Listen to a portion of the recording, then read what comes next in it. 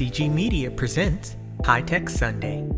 On today's episode of High Tech Sunday, our host, Dr. Mark Vaughn, sits down with the president and CEO of Advancing Synergy and co-founder of Health Tech Alley, Dr. Arti Patel Varanasi, for a conversation on curiosity in action, aligning passion, skills, and knowledge. Up first is Corning Incorporated's Manager of Technical Talent Pipelining, Dr. Mark Vaughn. Next, our esteemed guest, Dr. Arti Patel Varanasi. Dr. Varanasi has over 25 years combined experience in cancer research, advocacy, capacity building, public health, and project management, and maintains close ties to the medical, public health, and research community. Advancing Synergy served as the technology partner on a grant awarded to Mercy Medical Center in Baltimore, Maryland, from Susan G. Komen for the Cure, to provide virtual, personalized support to women undergoing breast cancer treatment through an innovative technology. Arti co-founded Health Tech Alley to deliver on the promise of health tech for all by serving healthcare organizations in providing quality and affordable healthcare. Dr. Varanasi serves as the chair for many health, entrepreneurial, and technology communities in the DC, Maryland, Virginia area. And without further delay, High Tech Sunday, featuring Dr. Mark Vaughn. Well, thank you so much for that great introduction, Brandon, and welcome everyone to another episode of High Tech Sunday. It's great to have you with us as always, and we appreciate you carving out some time to be part of what we are certain will be another really engaging conversation. When you think about curiosity in action, really, that's what high tech is all about. People had something on their minds that they wanted to learn more about and see how it might be able to improve people's lives, and we are certainly going to be caught up in that very notion today as we have the opportunity to engage Dr. Arti Patel Varanasi. Good afternoon. How are you?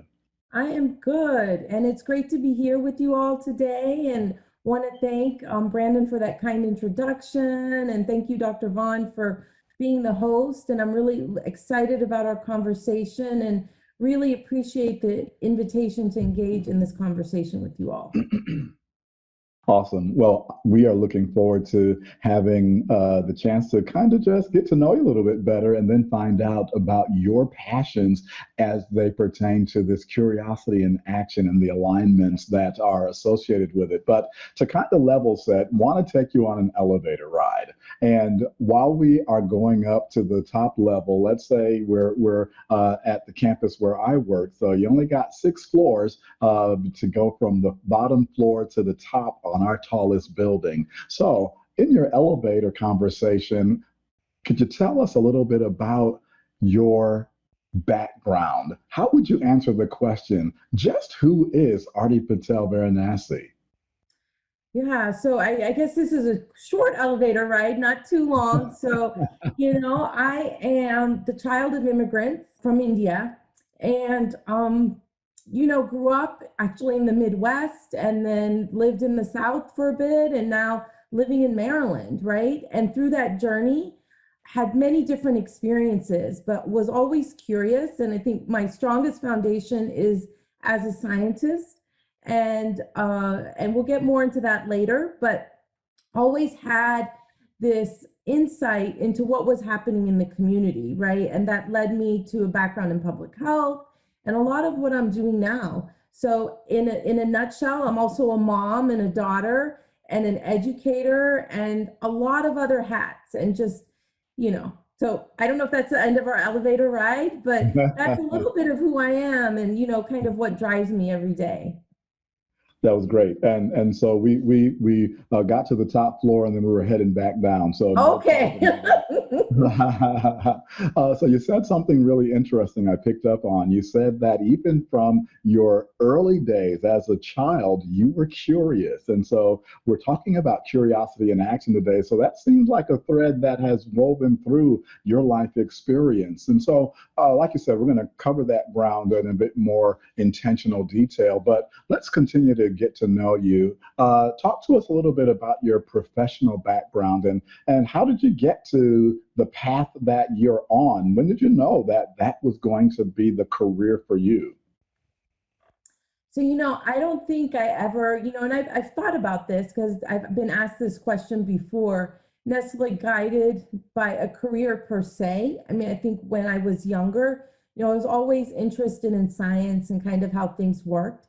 And just from the culture that I grew up in, and, also interested in helping those around me, was often found myself in the role of a caregiver, kind of lending science, medical advice, and had, some individuals in our family, my uncle and an aunt, one who's a scientist and one who's a physician. And my father was also had some different health conditions when I was growing up. So kind of found myself in that role. So I think, loving science, I automatically assumed or thought and aspired to going to medical school.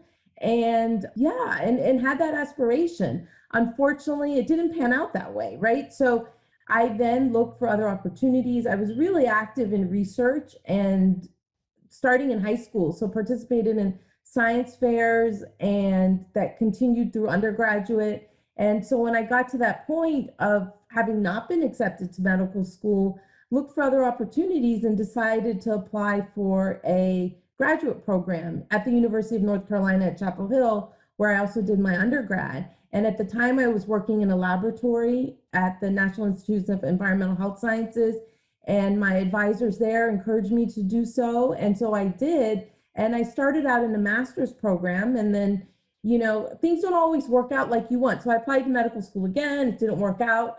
And honestly, I became disillusioned with the process and then was like, you know what? I'm going to follow through and get my PhD. And that's what I did. And that just opened up a world of opportunities. And as I was doing my PhD work, it was focused on lung cancer and really understanding the molecular underpinnings of lung cancer and the genetics. And, I mentioned I was an environmental health institute, so had a very holistic approach to health and, how does the environment affect our health, right? And as many individuals know, the environment, so smoking, use of tobacco products and other environmental exposures strongly tied to lung cancer, but there's also, those individuals who get lung cancer who never were exposed to any of those things. And that's what we were trying to figure out in the lab, right? Like, how does this work? So we had used animal models and looked at human samples. But as I was writing my dissertation, I became really drawn to the public health impacts and was curious, right, about like how does this all piece together? Because it wasn't a field that I had been overtly exposed to, just through learnings. And what ends up evolving into a lot the work I'm doing now, it ties a lot into what we call now as the social determinants of health. I didn't know what that was back then, but I knew something wasn't right, and I knew there was a public health component to it, right? So it's like, how can we solve this puzzle? How can we make sure that people don't develop lung cancer, right? And so I had an opportunity, or any cancer for that matter, any chronic disease. And I mentioned my father earlier. He suffered from heart disease. And I saw in his care that there were challenges of access to care, not necessarily for him always, sometimes, but also other individuals that were being cared for in the same environment as him. I didn't know what that was called at that time either. But, when I had applied to medical school, one of the strongest elements in my statement, and I still remember this because it's actually what I'm doing today. I thought medical school was a path to achieve it, but I had always loved research, and I mentioned being in the lab and looking to see how can we take what we learn in research and connecting it to primary care, because that's where I saw that individuals were being most challenged, that they weren't getting the support they needed through their primary care physician. So how do we connect those dots? Realized later, it's a whole field of health services research. It's a lot of what public health focuses on. but in my, I guess, formal education up to that point, hadn't been exposed to it, right? Ties in to questions of equity and all that. So my professional background took me from the aspiration of going to medical school, but really broadened that from getting my research focused PhD in the lab. And I love being in the lab, but it pulled me out of that into an area of, I applied for a fellowship, able to get a master's in public health, and pulled me into an area of technology, right? So my first job after finishing my postdoctoral fellowship was actually at a health IT company, where I really had no business being there because I didn't have a background in computer science or developing technologies. But what I did have a background in was science and being able to speak the language of science and public health. And what this company was looking for was essentially a liaison, somebody who could speak the science, but then also work with the technologists to be that gap to make sure the products that they were developing were things that actually individuals were going to use. So I kind of forged a whole new path for myself that I didn't even envision would have been an opportunity. And funny story, I wish, you always wish you listened to your parents, right? Like after you're too old and you're like, what they were saying was actually right. And my dad, he was an electrical engineer and had always said, you should take more computer science classes and do more of this. And I'm like, no, I'm not interested in that stuff. And here I was in a health technology company working with computer scientists.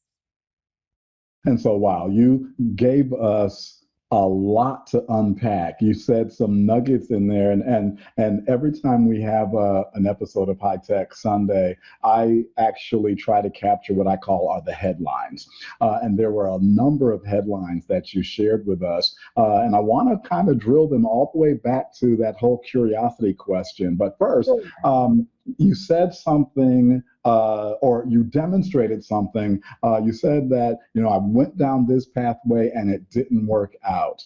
And so I tried another pathway. And then I went back to the original pathway and it didn't work out again. So I got a little dejected with the process, but you said, you know what? I'm not going to lay down and just call it quits. You found another way to actually land to what your purpose actually is. And so that speaks to perseverance, that speaks to tenacity, and that really does speak to discipline, because you know how it is when you're trying to find a door that will open or a window that you can push up. You keep trying until you get into the next room, so to speak. And so that perseverance, I think, speaks volumes, but it also, I think, loops back to curiosity. And so I want to ask a question kind of connected to that. But before, there was something else that you said. You mentioned the culture that you grew up in. And on High Tech Sunday, as you might imagine, we do speak a lot about the influence of spirituality on people's journey. And often our spirituality is connected to our culture and the experiences that we had in our youth. Can you speak to how spirituality has informed or impacted your journey along the way? Yeah, so I grew up, as I mentioned, my parents, I'm the child of immigrants. My parents grew up in India, and, so I grew up in the Hindu faith, but very much so and for those who may be familiar, we don't necessarily, oftentimes people have like a small temple or an altar in their home where they pray and do things. It's very individual and kind of the path you choose. And so one of the things that's at the core is centered around,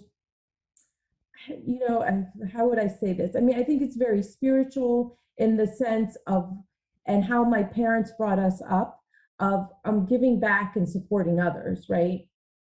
And so I can remember, growing up, I would go with other friends to church, or, we would, celebrate other faiths. And, my parents were always like, this is how we believe, we all believe in a higher being.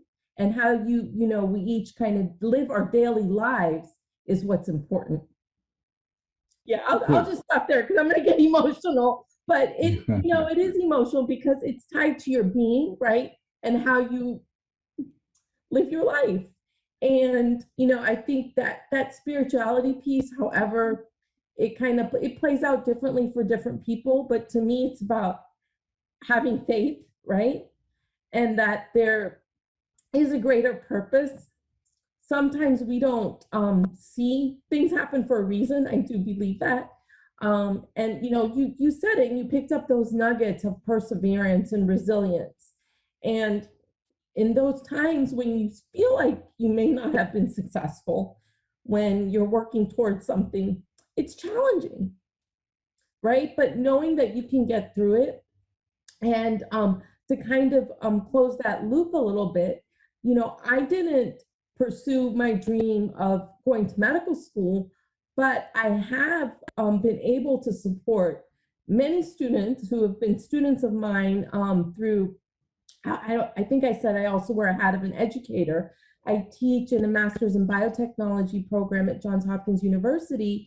And through that, I've had the opportunity to support and mentor several students whose aspirations have been to realize their dreams of going to medical school and helping them a little bit on that path. So, yeah. So sorry for getting emotional, but it's, these are things that are very near and dear to my heart. Absolutely. And I think that we can feel the real. You know what I mean? That it's not just something that is an appendage to you. It's part of you. And so thank you for sharing that part of you with us, because it is important. And it's really cool to hear you say that you are not only paying it forward, but in a way, your legacy is already being impacting on the people who have come after you. And so that is such a big deal. But again, we're talking about something that you are passionate about, and that is not only being curious, but curiosity and action, aligning passion and skills and knowledge. And so we're curious. Why are you curious? Why did you want to talk about that? Why is curiosity so important? Well, I think it's important to have questions, right? And to want to know more about what's happening and to be able to connect those dots, right? Because I think, well, at any point in time you look in history, there's so many different things going on, but just not kind of staying in your own silo, right? Asking those questions, getting out there and understanding how we can best support each other, right? And so that's why I picked this topic of curiosity, is because I think it leads to more, and there are many quotes that you can Google on curiosity and different things, but, I think there's an element of creativity in there as well. There's elements of exploration, right? And being able to understand.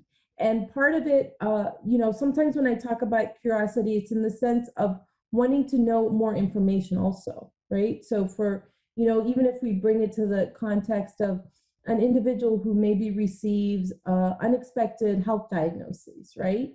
So, being curious in the sense to ask the questions, to understand what your diagnosis is, or if it's for a loved one, are there certain things that you can do to support them as they go through this process? And what resources are out there for that, support system? So that's kind of why I chose the title. And, I see curiosity as not a one point in time thing, but actually an evolution, if you will, right?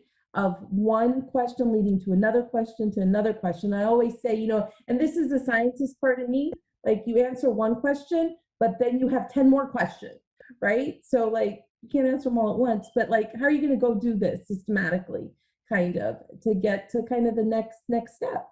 And I think it's part of being innovative also, right? And finding new solutions to challenges and issues we all face, whether it's, as an individual or as a community. We can go, more globally as well.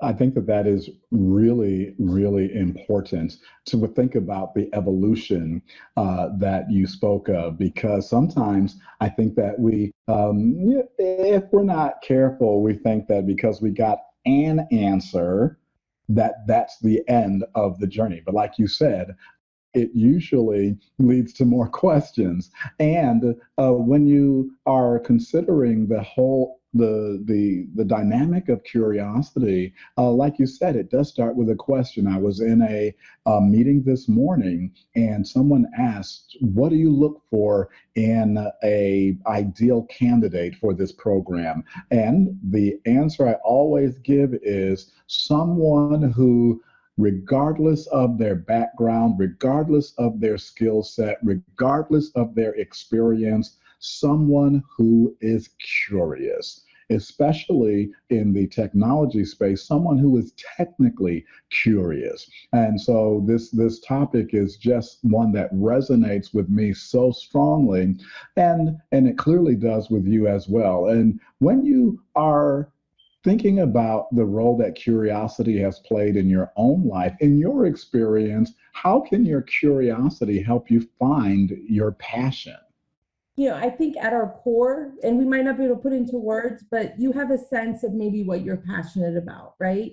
And Mm. then that kind of grows and blossoms as you get exposed to, other areas, right? So it's almost as one fuels the other, I think, right? So the curiosity kind of enables you to ask those questions or explore, right, in ways that are productive. And then to kind of take a step back and evaluate, is this really something that gives me that charge, right, that I can get behind and be passionate about, right? And then that ties in, and going back to the title Brandon shared, aligning your passion with your skills and knowledge. So sometimes you may be really passionate about something, but you don't necessarily have the skills or knowledge yet to do that. Now, are those things that you can acquire, or are they things that you just don't have an aptitude for? So maybe you have to shift a little bit, right? Or maybe sometimes the powers that be, or like, institutions, make some of those decisions for you, right? Like I shared earlier about my aspirations to go to medical school. It didn't pan out in the way that I had envisioned, but that didn't take away my passion. I just had to Wow. find a new approach to getting those skills and knowledge so I could align my passion with that, right? And never in my wildest imagination would I have thought I would have ended up at a technology company, right? That would be using technology to leverage limited health resources and really enable individuals to achieve better health, right? That was kind of the root of it. And the root of when I founded Advancing Synergy, and I know we're going to get into that conversation later, but it was that core belief in being able to, I guess, do better and want better. And that's where I kind of see the passion tying in with the curiosity. So hopefully that answered your question. I know I went around It about it. did. No, it did. And again, the headline, you said something there that was very powerful. And I think that so my capture, you said the pathway didn't determine your passion. So even though the pathway, if you will, changed, your passion didn't. And that is key. So oftentimes I think that we may be tempted to compromise in the area of our passion when we have what may look like in the moment a setback, or it may look like you name what the word is, a rejection or a marginalization, and we can decide that, you know what, I'm going to be who they say I am. But when your passion is the thing that is priority, like you said, you will find a way to continue to pursue it. So I think that that is really, really strong advice for any of us. But here's the deal. You are pretty unique in that you have this STEM, this scientific background, and then you decided at some point to be what I call a serial entrepreneur. So we know that from the introduction, you've got president and CEO of Advancing Synergy, co-founder of Health Tech Alley. How did your curiosity factor into making that transition from scientist, which I know you never actually leave that, Yes. it informs what you do, but how did you make that transition from scientist to entrepreneur? Yeah, and I never, again, it's like none of this was necessarily planned out in my head, right?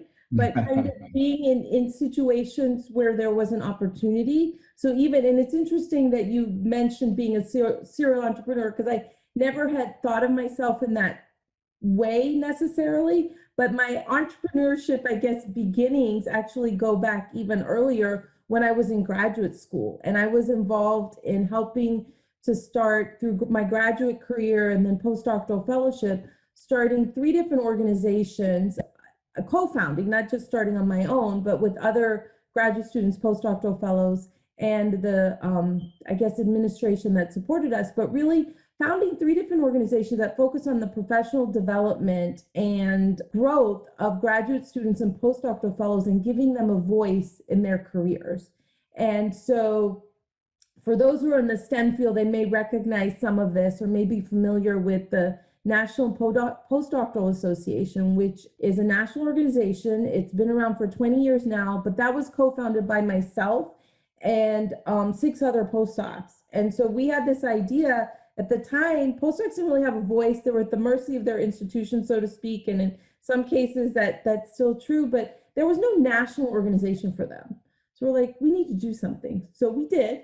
And so we came together as advocates, not really knowing necessarily what we were doing, but we had an idea. We had that passion. We were curious, what could we do, right? And so long story short, we obtained a grant, a $500,000 grant from the Alfred P. Sloan Foundation to found this national organization, which continues to exist today.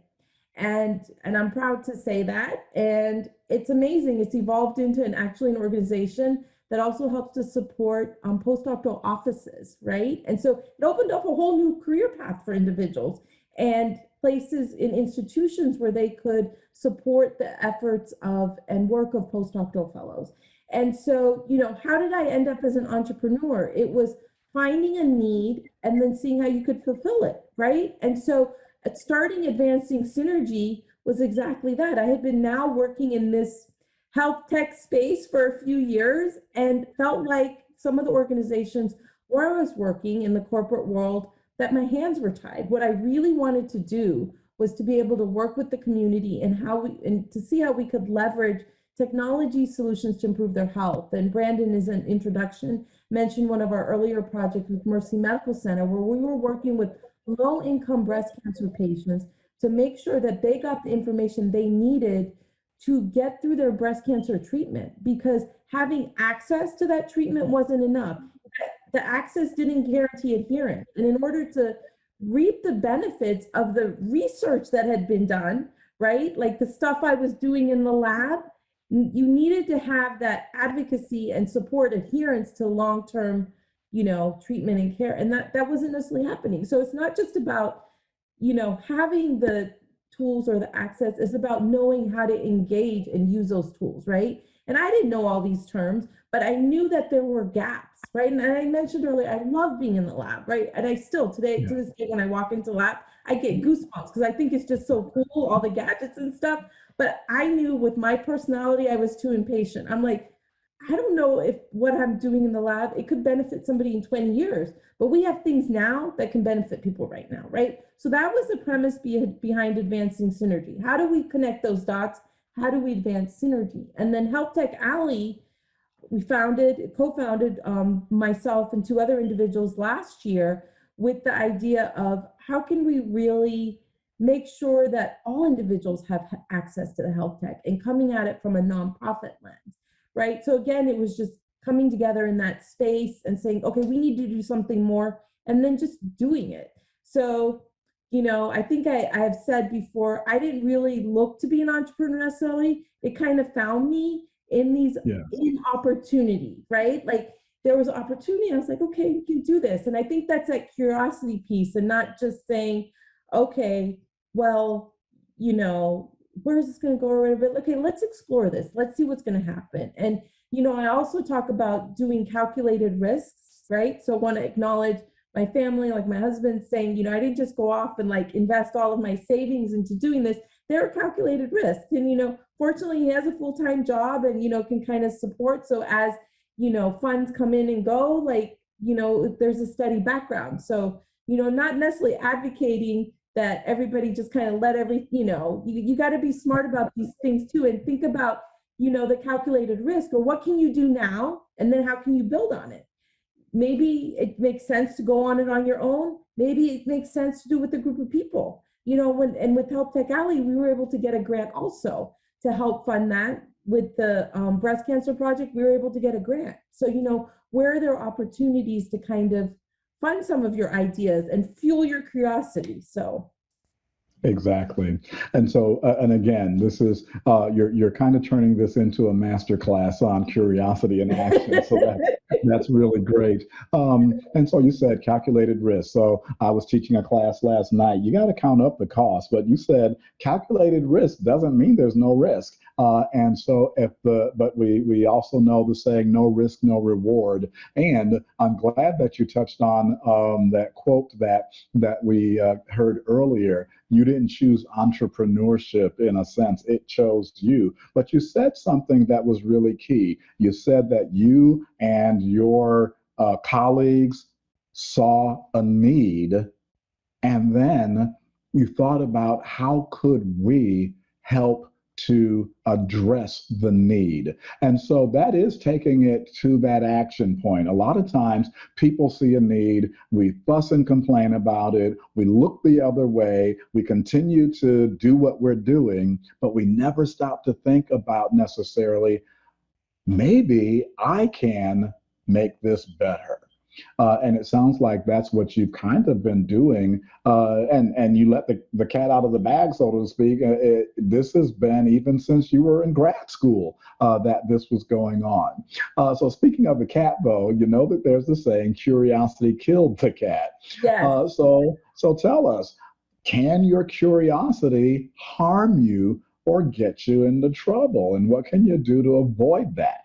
Right. And certainly I think that saying is there for a reason, right? And, as I kind of talked about curiosity, I think of it as kind of curiosity for good, or, how curiosity with a purpose, right? So certainly not advocating to be curious about every single thing. And there are, certain areas where it can harm you, right? Like if you too curious about certain behaviors or certain things where, so you have to be smart about it too. But the element of the curiosity is asking questions, right? But also being mindful of where it's leading you, right? It's not just necessarily, I would say, free for all or whatever. So I think, that saying curiosity killed the cat has some elements of truth to it, as does any sayings of being, everything is, there are limits around things, right?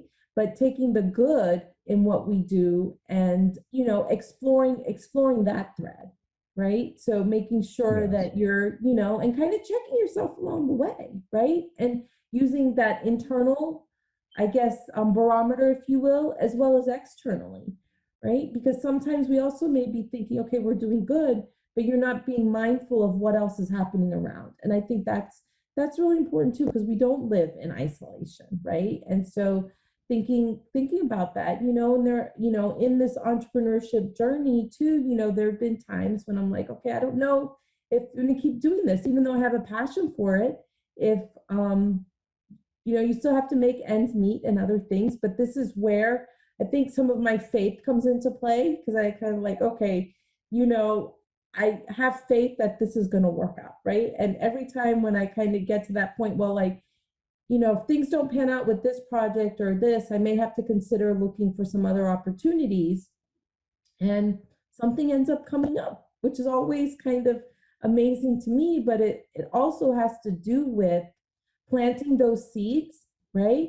And then connecting the dots kind of get connected at the right time, when it's right for you. And sometimes as an individual, I may not see that, but there are things that are happening that are fostering that, right? And it's about building relationships, and that doesn't happen overnight, right? And so, continuing to, while you may be leading with curiosity, but continue to kind of follow that thread. So, yeah, so hopefully that answered your question and about that. Oh, it did. It did. And it actually is a good segue into my next question, because you said that the dots will eventually get connected at the right time. And so that prompted for me kind of the subtext of curiosity and action. You speak of the alignment of passion and skill and knowledge. And so talk to us about that. What is it that you mean when you talk about aligning your passion with skill and knowledge? Yeah, so a great example is, I love nature, and I've always loved, kind of watching like National Geographic and all of those things, and kind of the photography, right? So, maybe a dream job for me would be a photographer like National Geographic. You travel the world, get to take all these cool pictures. But the reality of it is, I don't think I really have the skill set to be a great, like one of those types of photographers, or necessarily have the knowledge. Maybe could, right? Like, but it's just that's could be a passion, but it doesn't really align with my skills and knowledge, right? And that's fine. It could be a hobby or something else, but when I talk about that alignment, that's what it is. So sometimes we have to dig deep into ourselves and be truthful with ourselves as to what is realistic, right? And so, coming kind of back to, what I'm doing now with my passion, some skills and knowledge that I may not have had because it was not part of my formal training, was becoming more knowledgeable in some of the technology elements, right? So then that involves maybe doing some additional coursework to develop those skills, or doing some learning on my own, working with individuals to learn from them, right? Because everything doesn't have to be a formal educational process. And I don't know if it was in my bio, one of the opportunities that I was able to take advantage of when I was kind of, I guess, the seed for entrepreneurship was planted, or kind of the idea of starting something new. The National Science Foundation had launched a program that was designed to take individuals, and it was actually called Activate, and UMBC had received this grant, University of Maryland, Baltimore County, to bring in mid-level women. So it was specifically focused on women who were either technologists, scientists, or had a business background, right? And marry them, and helping them to launch technology-based businesses. And so I was actually something like this, but it was in person because it was way before COVID, but at an event where I was on a panel for postdoctoral fellows. And at that event, they had I guess, a fair of sorts where you could walk around and talk to different people. This program was on display there, and it really resonated with me. I was like, oh, that sounds kind of cool. So it was kind of like a mini MBA without having to go to school, and that. And it was taught by serial entrepreneurs. And so I applied for the program and actually was accepted. I didn't have to try again. And what it did, it gave me that foundation. So this is the skills and knowledge to actually, because as a scientist, I had no training in business. I didn't know what a balance sheet was. I didn't know what a P&L statement was. I didn't know any of that, right? And so it gave me that foundation to actually have the confidence to launch my own business. And not only that, it also gave me a network to tap into, right? And so when I talk about skill and knowledge and passion, that's what it is. It's like really thinking about and looking into yourself, saying, okay, where do I have gaps? And then when opportunities present itself, going after it and saying, hey, maybe this is something that can help fill that gap. So hopefully that answered your question. Again, I went around in a roundabout way. No, so it's fine. And as you're speaking with us, you really are giving us a really good picture of how it is that the idea of curiosity and action really, you said it. You said lead with curiosity, but it isn't the only component that has to be in place. The alignment is critically important to that curiosity, leading to a desired end that's going to make a difference. And so let's pivot just a little bit and talk about career and pipeline. You're listening to High Tech Sunday, featuring Dr. Mark Vaughn and our special guest, President and CEO of Advancing Synergy and co-founder of Health Tech Alley, Dr. Arti Patel Varanasi. Now, back to the show.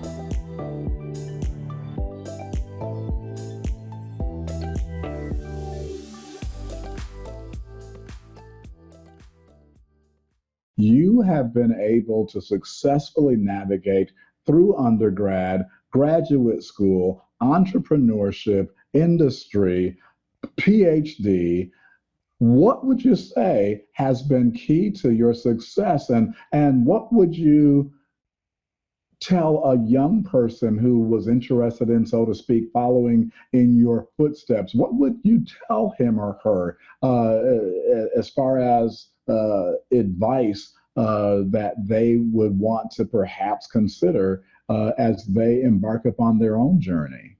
Yeah, so I think that's a great question. And, I'm just kind of thinking back of the different elements. I think, starting with my parents who strongly believed in education, right? So that opportunity was always there to kind of grow our minds and have that. I think I was always kind of a self-starter. So, I guess that curiosity from a young age, but also having wonderful educators and mentors along the way, or, taking advantage of the opportunities that were there and challenging myself, even though if I didn't know that I was challenging myself, So, I talked about high school, I was involved in like science fair projects. My high school biology teacher, she was awesome. She just really instilled this love of learning and really taught us how to ask questions and how to learn, which I think is really important, right? Because it's not just about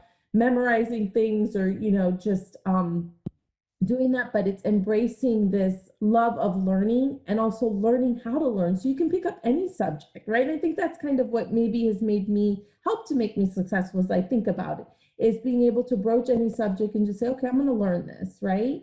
And then as I was going through my PhD, having multiple mentors who were really instrumental in that too. And also supporting, I mentioned I was doing these other activities.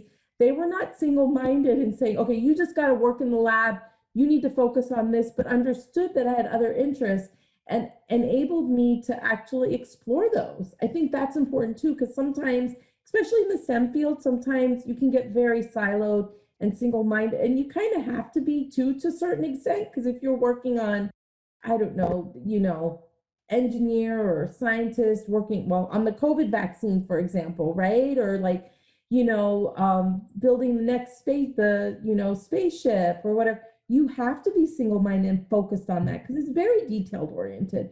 So, being able to have the ability to do that, but then to be able to branch out, right? And then, as I think about, as I've moved through my career, being in those kind of supportive environments where I felt secure, I never really questioned my abilities, right? That never necessarily came in. And so when it did come in, like, for example, when I have rejections and things like that, of course I was upset and was like, what? This is, but at the same time, I was able to come back and move forward, so I think surrounding yourself with positive individuals, those that are going to support you, having confidence in your abilities, and knowing that you may have bumps along the way, but you can get through this, and knowing that also sometimes the individuals that you think may be your advisors or mentors may not be the best, that may not be aligned, right? So that's okay, because you may need multiple people that are going to help you along your path.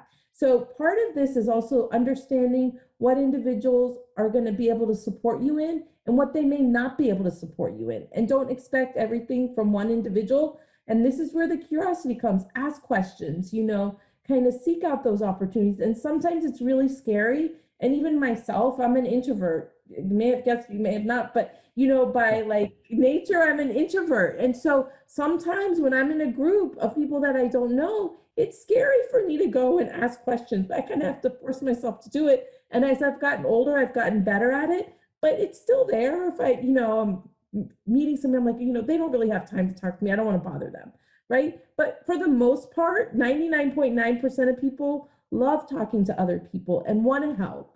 And especially if they're young people who are interested in where their careers are going to go and like their journey forward, I think, people are excited to help you out. So my advice would be to just put yourself out there, ask questions, and, and be thoughtful and mindful in how you do that as it ties into your own curiosity and aligning your passion, skills, and knowledge. So that's Great.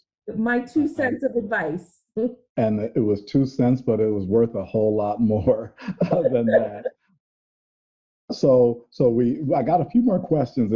It's crazy how quickly our time is flying, but we are, as we are talking, still reflecting upon the really inspirational time that so many of us had as we were able to engage in this year's Women of Color STEM conference that is, of course, presented by Career Communications Group.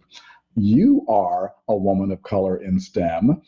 What is the best advice that you can give a young person, male or female, in STEM in particular, who will inevitably encounter challenges based on their race or their gender or their sexuality?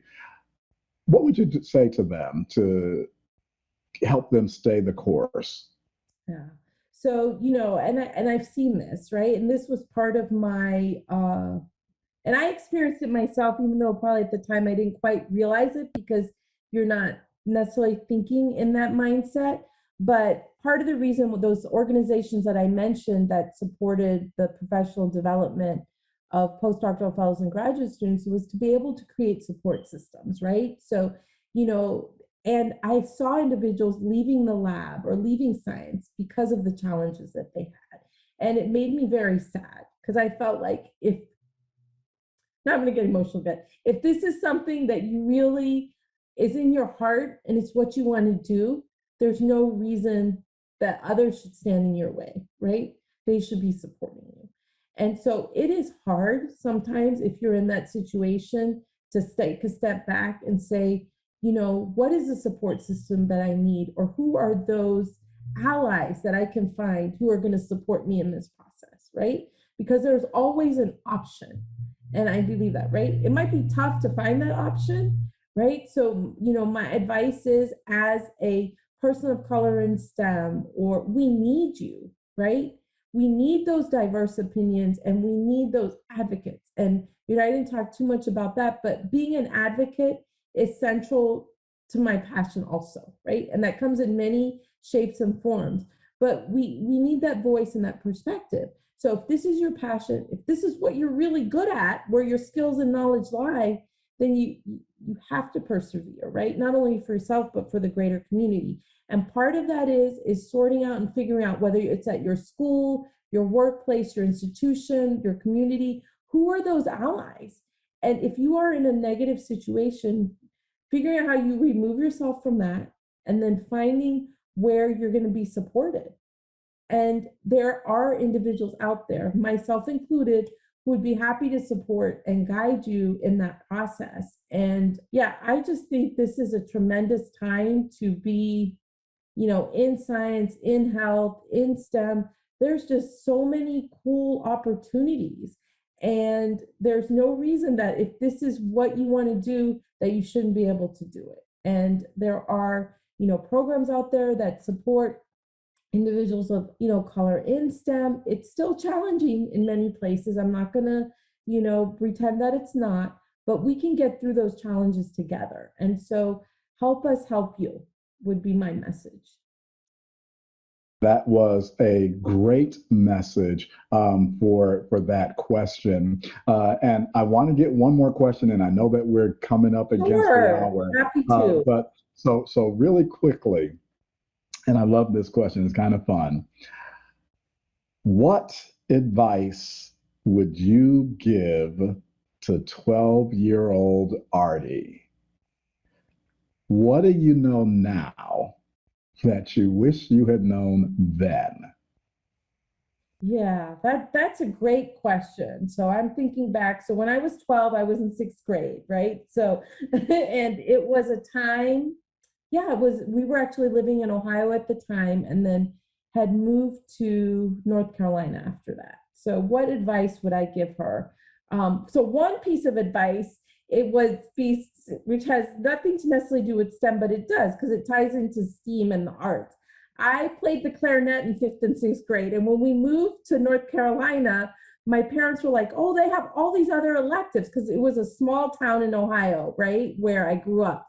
And they didn't have much, but I took band, I was playing the clarinet, and then when we moved to North Carolina, I could take algebra as an elective. So that's what I did. And I gave up my clarinet playing. So, I think, don't give up your hobbies either, right? Because it's a dimension of you. So maybe one of these days I'll take it up again. But, part of that is the advice is to, stay open, continue to be curious. There are going to be challenges that you face as you move forward, but that's okay. You'll be able to overcome them, right? And, do what you like and do well in school, continue to do well in school, continue to challenge yourself, right? Build a strong foundation for yourself, right? That you continue to build on throughout your career. And learning is lifelong. So don't necessarily see them as this is the end, this is the end, but it's something that you're going to continue to build on as you go through life and, and stay open to opportunities, and have fun, right? Because if you're not having fun, then something is off in that whole alignment, right? So whatever you do, make sure you're having fun. Because if you're having fun, then it's not necessarily even, you're going to keep wanting to do it. And that's where we do great things. Exactly. If you're having fun, it doesn't feel like work. And, exactly. Yeah, exactly. And so I'm with you on all of that. You said stay open and make sure you're having fun. We are so grateful to have had the opportunity to speak with you today, Dr. Varanasi. We want you to take the closing moments of our time, though, to kind of get back on that elevator. And as we're ending our visit and we're heading back out to work and school and all the things that fill our lives, we'd really like for you to give some final words of encouragement to close us out. But before we do that, would you share with us contact information, website, social media, however it is that folks can stay connected, maybe with Advancing Synergy or Health Tech Alley or in any other way? Could you give us that information? Yeah, so both websites have contact information. So Advancing Synergy's website is www.advancingsynergy.com. Health Tech Alley's website is www.healthtechalley.org. My email, I think that's the best way to reach out.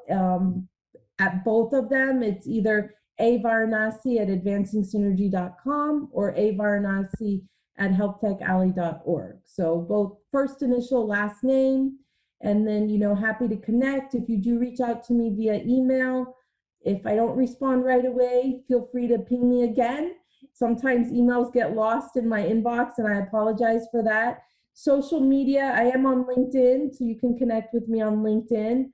Other social media, I'm still trying to get the hang of all that, so it's not the best place to find me.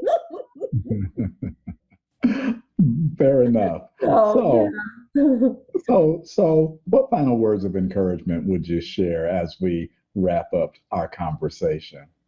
I kind of said it in the last piece. So final words of encouragement is don't get discouraged. Sometimes, life can throw us curveballs.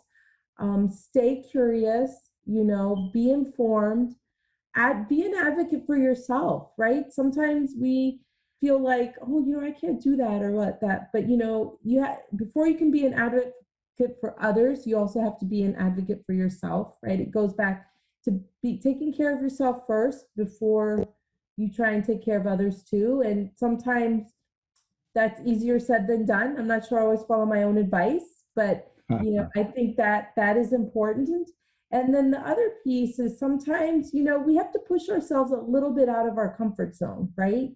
And that's part of that curiosity piece. And I didn't talk much about that, so maybe that's for a future conversation. But, you may be in situations where you're uncomfortable, right? But that's okay. You can ask the questions, you learn, and then you move forward, and at the end of the day, like I said, make sure you're having fun. You might not have fun every single moment, but it's a collective piece of it, right?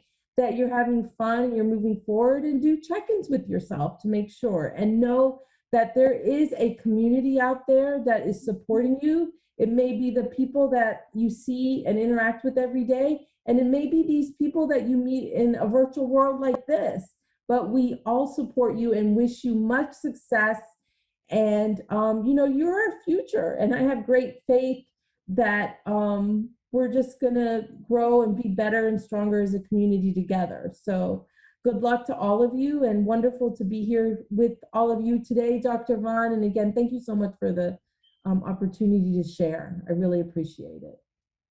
Wow, what a great way to wrap up.